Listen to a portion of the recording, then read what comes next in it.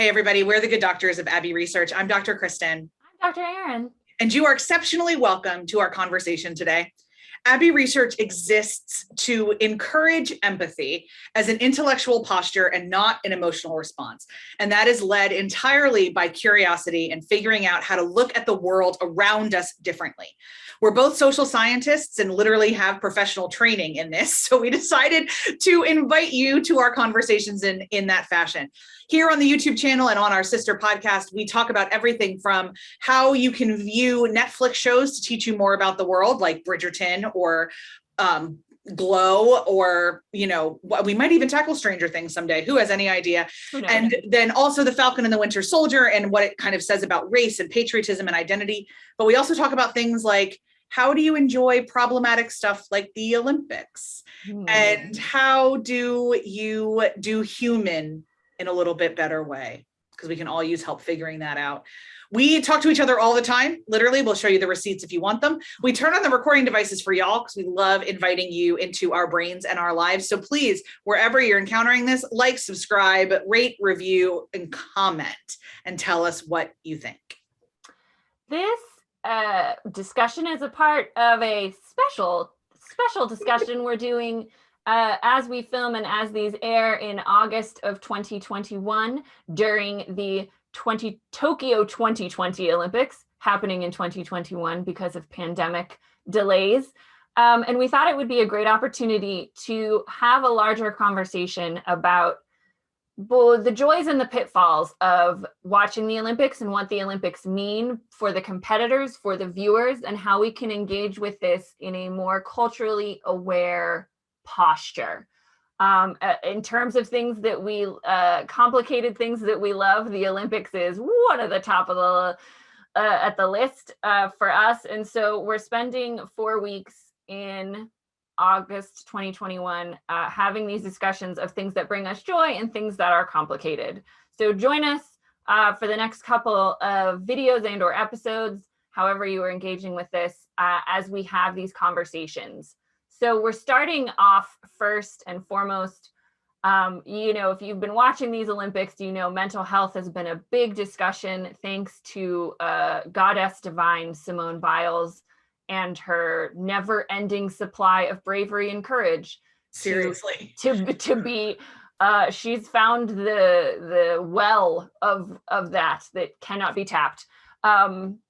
We're talking a lot more openly and honestly about mental health issues and their impact on Olympic athletes. So up first on our list is the 2020 documentary, The Weight of Gold, which is available for you streaming folks on HBO Max and is narrated by Michael Phelps because, believe it or not, it is a huge project of Michael Phelps' post-swimming career to be an advocate for especially Olympic athletes and mental health issues and mental health support, which, spoiler alert, if you've seen any of the stuff coming out about Simone Biles, not big on the USOC's list or the IOC's list heretofore.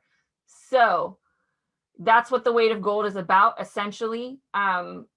What it's like to be an Olympic athlete, what mental issues they struggle with, what kind of pressure they have culturally, societally, institutionally, and how little support there is for them within the current structures of the US Olympic Committee and the international Olympic culture. So it's some heavy lifting, hence The Weight of Gold, but it is perhaps one of the most important documentaries I've ever seen in my life. Dr. Kristen, away we go. I will admit that when Michael Phelps got arrested for his DUI, my immediate thought was, Jesus Christ, get your life together. Same. And definitely wrote him off as a spoiled, petty rich boy. Yep. And I'm sure there was like an element of jealousy in there because I was a swimmer and I wanted that life. But more than anything, I did not engage with empathy with him at all. Nor did I with Ryan Lochte, who is still, by the way, when you Google dumb American swimmer, he is who Google gives you. And Ryan Lochte is a separate category, but I wanted to bring that up as well. This is a this is an ongoing journey for me to see Olympians as humans rather than Olympians, and how we hold those two things together. Obviously, all of our coverage, if you haven't seen it before, we talk extensively on this channel about USA Gymnastics and the Larry Nassar scandal. And we'll continue to, as the USA Gymnastics organization, as of August 2nd, 2021, has still not done an independent investigation that Simone Biles and so many others have been asking for. We will continue to talk about that here on this channel. Yep. So when I heard that Michael Phelps did a documentary on mental health, I believe my initial reaction was, oh, I'll probably get around to that at some point.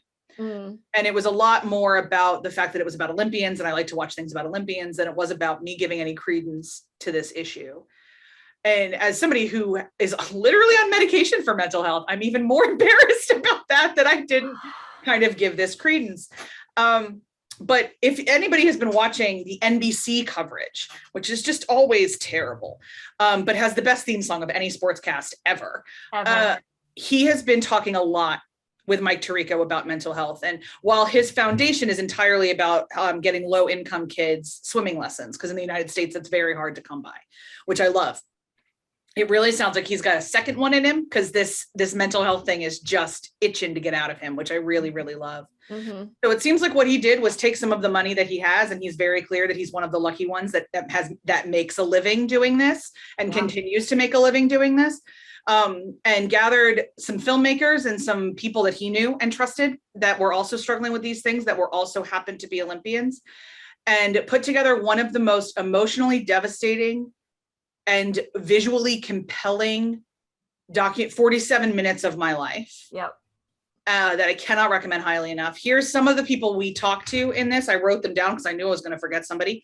So we talked to Shaun White, Apollo Ono, Steve Holcomb, Gracie Gold, Sasha Cohen, Katie Lander, Lolo Jones, Jeremy Bloom, Bodie Miller, and I believe at least one more person, David Bodilla as well. I believe those are the ones, and then Michael himself. And then Michael Phelps, yeah. That's a pretty heavy load in that particular conversation onto the Winter Olympics, which I think is even more important, because in America, we always prioritize summer over winter, for a host of reasons that I have a feeling has a lot to do with swimming and gymnastics more than anything else. And track and field. And the NCAA system that we have, which I can talk extensively about why America is so good at the sports that have college athletics attached to them in another video.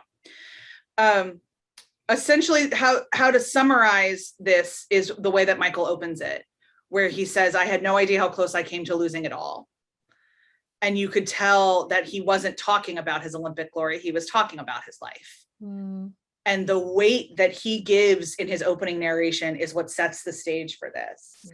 We learn that there is proportionally an epidemic of Olympic athletes dying by suicide.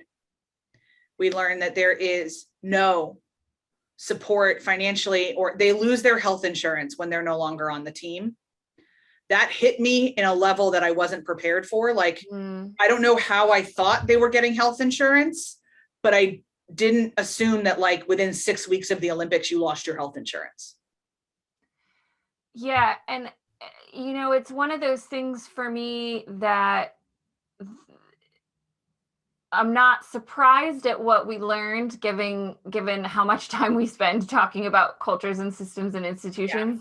But it was so hard to hear the disconnect between how we heroicize and how we valorize and how we put these humans up on pedestals every 4 years. We expect this level of, we culturally, nationally, I'm saying, expect this level of performance and entertainment, and then we drop them. And we talk a lot in some of our other conversations about cultural complicity. We've talked a lot about that and our viewpoints as lovers of USA Gymnastics for a long time, and how we viewed specifically Carrie Strug's injury very differently when we were 10 versus how we think of it now.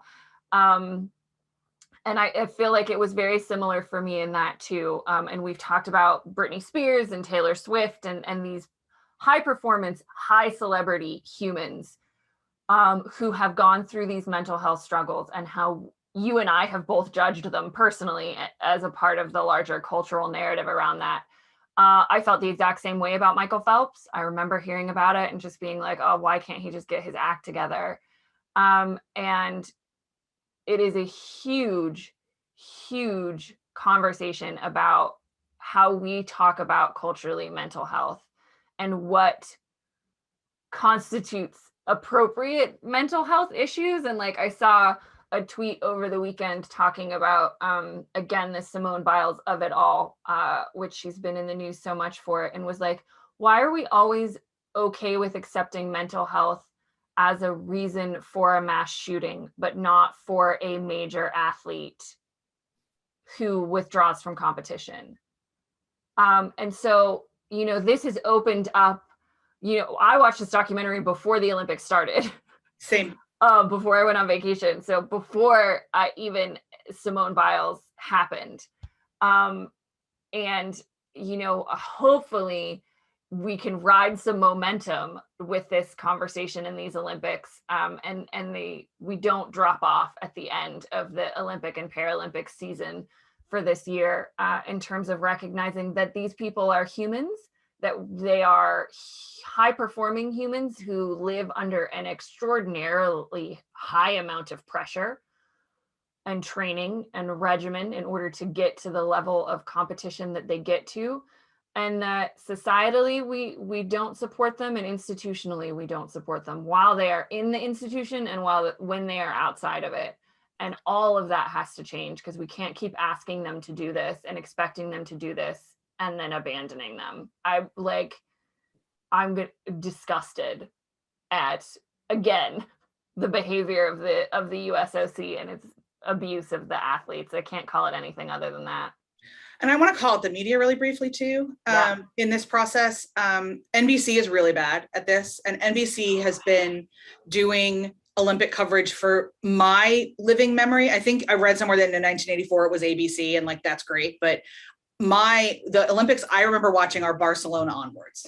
Like that's my cultural, and that was NBC, because that was Bob Costas and the dun dun dun dun. Yeah, no, it goes all the way back. It was 880 they had it, because I can see the like Lake Placid coverage and the Peacock. So okay, cool. Then it goes back a long time. So long time. And maybe they used to split summer and winter. I have no idea. But NBC's been doing it for a minute. And they are now I will say there has been growth in some of the people that they've hired to do this, like that there's actually former athletes commenting now is a bit of growth for them, which is great. Like why was John Tesh talking about gymnastics for so long? Reasons unclear. But they do this. They've perpetuate this cycle. Oh. I don't understand why we could not have another conversation besides Simone Biles' mental health during the gymnastics. Because what was a really cool story is that Michaela Skinner got to win a silver medal because of it. And it's a really cool story that Simone prioritized herself over our entertainment. And it's a really cool story. And instead they just kept harping on the kind of like negative aspects of this, as it were. Yeah. And Bodie Miller in this documentary and Lolo Jones both bring that up very specifically and call it out that but for people who don't follow the Winter Olympics, which again, it's shockingly easy to ignore, Bodie Miller was the bad boy of American skiing for a long time. Yeah. And he was he was the motorcycle riding boyfriend your parents didn't want you to have. Right. But he was going to win gold medals because he was so great. And then he flamed out. His body said no. His mental health said no. And then he became the comeback kid. And so now he was America's sweetheart because he was the comeback kid. He was very clear. He said, here's the narrative they put me under. Yeah. I wasn't different in any of that time. I was still just Bodie. And NBC decided this is who I was. And he talks about how they set him up to fail. Yep. Because it would sell more papers. Because it was a good story. And then they pushed the comeback angle because it was a good story. Yep. And none of it was authentic to who he was or what he was going through. It was just the most sensational story that would sell. And we talk about all the time in our work, the importance of creating spaces where people can bring their whole selves to the table, to the space, and recognizing the holistic perspective of a human. Yep. And that is something heretofore I had not really thought about, how we never do that with Olympic athletes. And with a lot of these people, like, I've name dropped a couple people already, Taylor Swift, Britney Spears, same. We don't allow them to be humans and fully humans. And that was another theme of this whole documentary, where whatever athlete they were talking about the fact that they were only valuable when they performed, and they were only allowed to be Olympic athletes and nothing else. Yeah. And it's a repeated thing over and over again. Obviously, like, we don't work for the USOC. The USOC would function a lot differently if we did, / we would be fired within the first 24 hours of our job. So if somebody at the USOC is watching this and would like some help, we're hireable. Our fees are for hire. Our fees are very reasonable compared to the dearth of dead Olympic athletes that you have. Hey-o. And the amount of legal fees you've had to pay out because of Larry Nassar. What? And we haven't even gotten to Steve Penny yet. All that being said, there's only so much systemic change that we can affect, right? And if we want to watch the Olympics at all, we have to play with NBC. Like, there are ways in which our hands are tied in terms of systemic change. And so what I want to bring up is that the way to do this, if you are as convicted as we have been moving forward, is to be the people that when Simone Biles says, I'm stepping down, you are an ardent defender of her right to do that in your personal life, on your social media presence, wherever you are. That if you are a parent with a child in sports, you realize that they are still your child and not an athlete primarily, even if they're in the elite teams. I think sports are wonderful. I love competition. I think it's fun also, like, sports is the background noise of my life. I write better to baseball than I write to just about anything else. So, like, I love sports. We have also deified it on this planet. Yeah. That team sports are the best way to learn teamwork. No, y'all, I'd like to talk to you about theater and how we all learn teamwork in theater. There's other ways to learn it. Yeah. That athletes are the elite of humanity. Not really. They are very good at potentially one specific thing. And it's why I do love, ironically, that ESPN covers the spelling bee, because I like that we're expanding what competition looks like and kind of doing that kind of thing.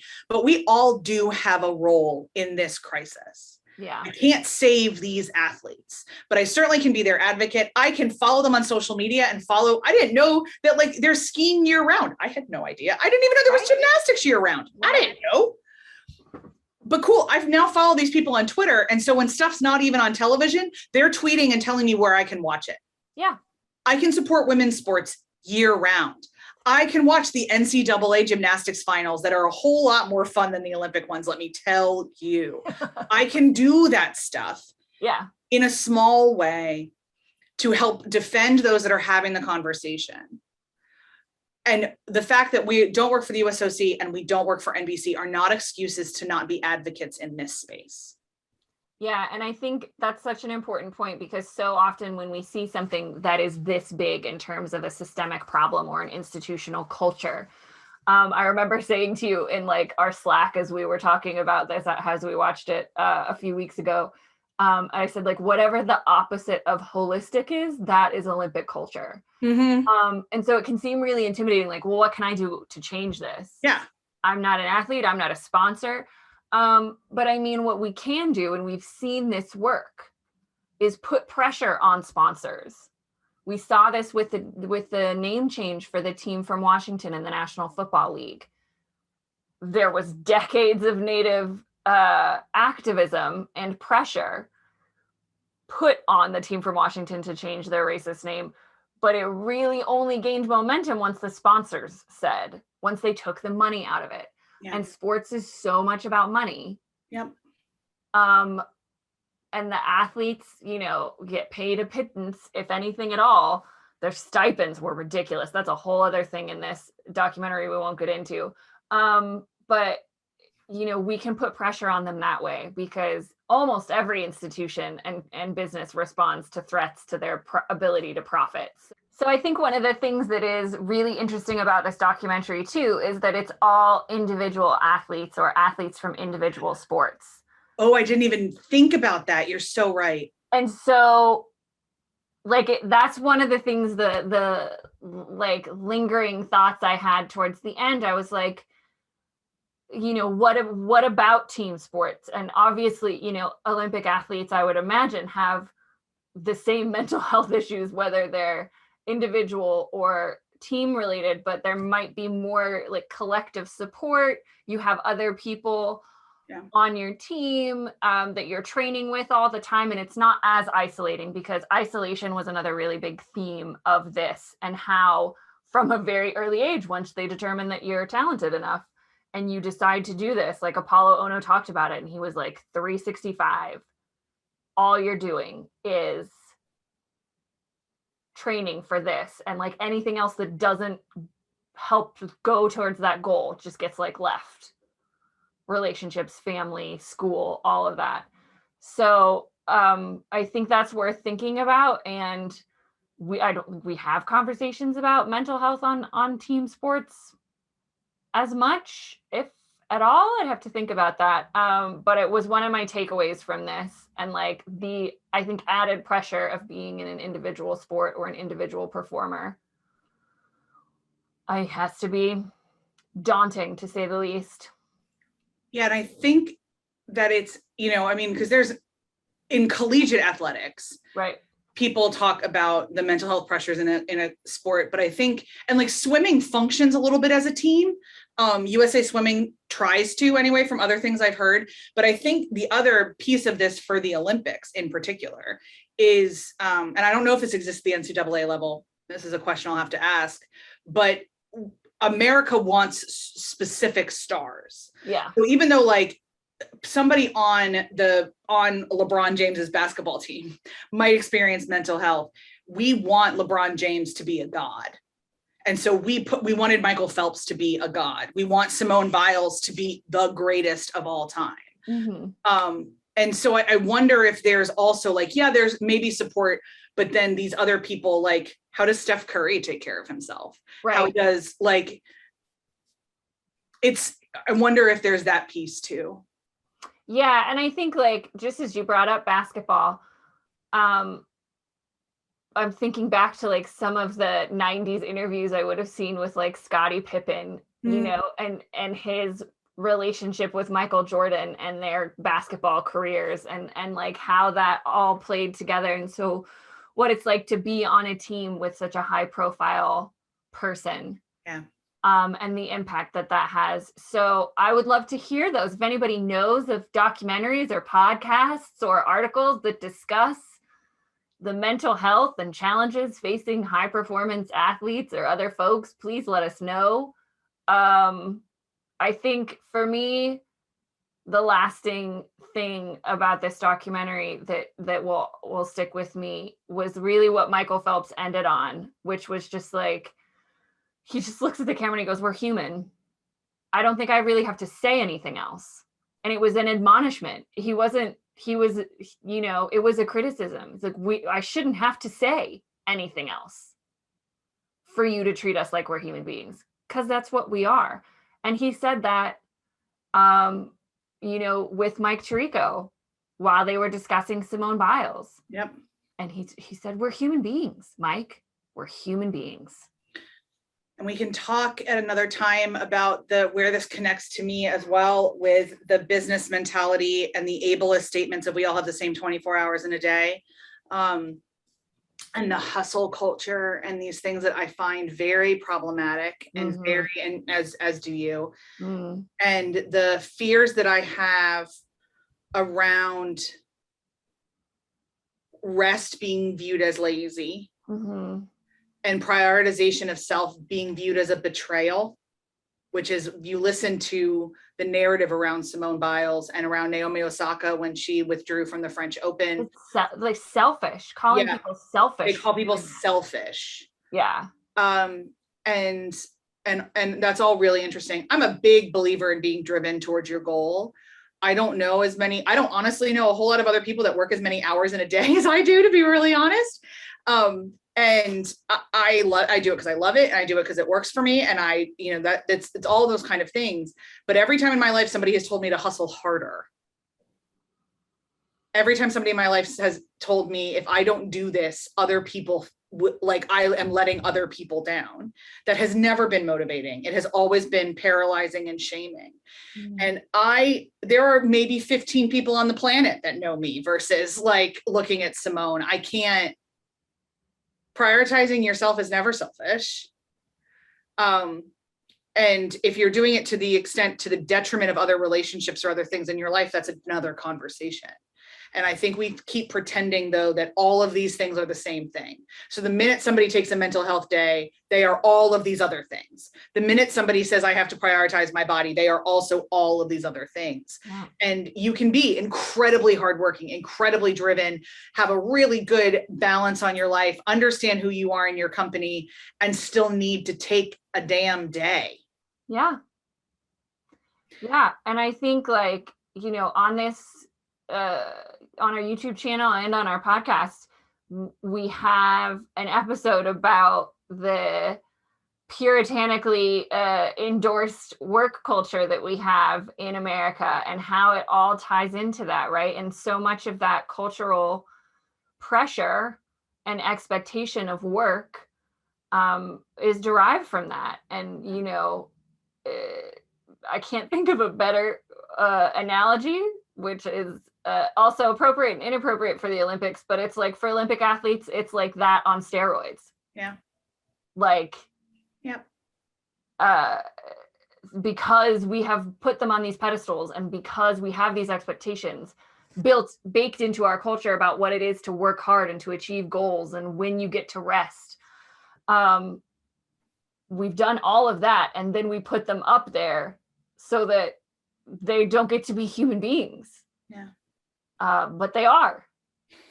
They are human persons. They are human beings, not human doings. So, yeah, I mean, we could probably talk about the weight of gold for another 18 hours, but I think I've run out of my rage and frustration for now.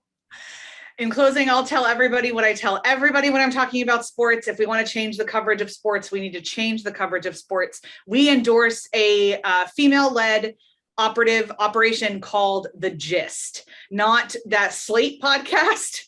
No, this is a whole other thing that is sports from a holistic human perspective. Everyone that's running it happens to be a lady, and they do focus on a lot of lady sports, which we really appreciate because it's hard to find coverage of those elsewhere.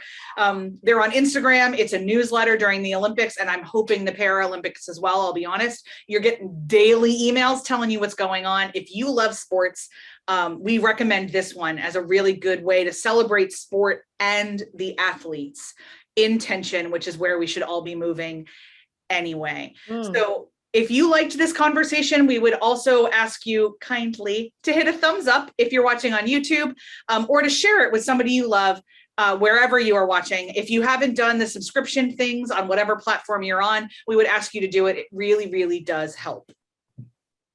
Thanks, everybody. We will see you next up for a little bit of Olympic joy, talking about one of Dr. Kristen's favorite movies of all time and the iconic movie of our childhood, Cool Runnings. See you then. Bye, everybody.